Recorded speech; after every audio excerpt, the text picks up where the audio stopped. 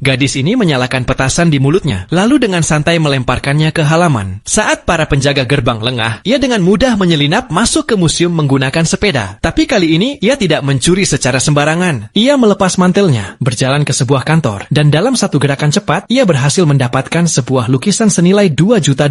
Namun, ia harus mengembalikannya sebelum malam hari, agar rencananya tetap sempurna. Ellie terus berlatih menawar sendirian, berbicara sendiri, lalu berlatih bagaimana cara pergi sambil membawa lukisan itu. Saat nanti si pembeli memohon agar ia tetap tinggal, Ellie akan membalikan koper. Di koper itu terdapat lukisan asli dan palsu secara bolak-balik. Dengan begitu, ia bisa menipu dengan sempurna. Namun sebelum lanjut, jangan lupa follow ya guys. Mimin doakan, semoga orang yang sudah follow sehat selalu dan dilancarkan rezekinya. Di lokasi transaksi, penilai barang memastikan bahwa lukisan itu asli. Namun tiba-tiba Ellie berubah pikiran, berkata bahwa ia tidak ingin menjualnya. Si pembeli marah besar karena merasa dipermainkan. Ellie cepat-cepat bilang bahwa ia hanya bercanda, sambil diam-diam membalikan koper yang berisi lukisan asli ke palsu. Si pembeli pun membayar $800.000. Begitu keluar, Ellie tidak berani berhenti sedetik pun. Ia langsung menancap gas dan kabur dari tempat itu, dan ia mengembalikan lukisan asli itu di museum. Sementara itu, si pembeli masih larut dalam kebahagiaan. Ia bahkan bisa mencium aroma khas dari lukisan itu. Tidak mungkin, itu palsu. Oh,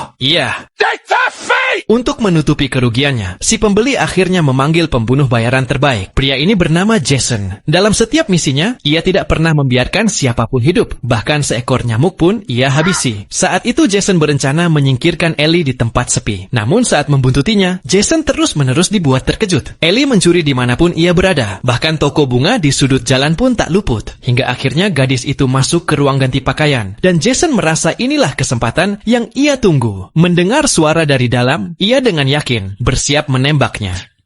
Tapi Ellie, dengan pakaian baru, diam-diam keluar lewat pintu lain. Jason terus mengikuti Ellie hingga malam. Ia punya banyak kesempatan untuk menarik pelatuk, tapi setiap kali, sesuatu selalu mengganggunya. Saat kesabarannya habis, ia berencana menyerang langsung. Namun gadis itu tiba-tiba berhenti di sebuah hotel. Setelah mendengar nomor kamarnya, Jason segera menuju gedung di seberang jalan. Ia menyiapkan senapan dan mengarahkan bidikannya ke kamar Ellie. Tapi tiba-tiba, seorang pria muncul dan mematikan lampu kamar dengan santai. Jason akhirnya memasang alat penyadap, lalu membersihkan senjatanya sambil mendengarkan paduan suara dari kamar itu. Saat Jason terbangun, matahari sudah terbit. Ellie juga baru bangun. Ia kembali mengangkat senapannya dan melihat Ellie dengan santai mengambil jus milik orang lain, meminum sedikit, lalu menaruhnya di meja lain. Menghadapi gadis yang begitu memikat ini, Jason, pembunuh bayaran yang tak pernah gagal, malah menurunkan senjatanya. Ia sempat berpikir bahwa ibunya akan mendukung keputusannya untuk mengejar cinta, tapi ternyata sang ibu malah memarahinya habis-habisan. Ia bahkan berkata, kalau ayahmu masih hidup, dia pasti akan mengusirmu. Jason yang malang.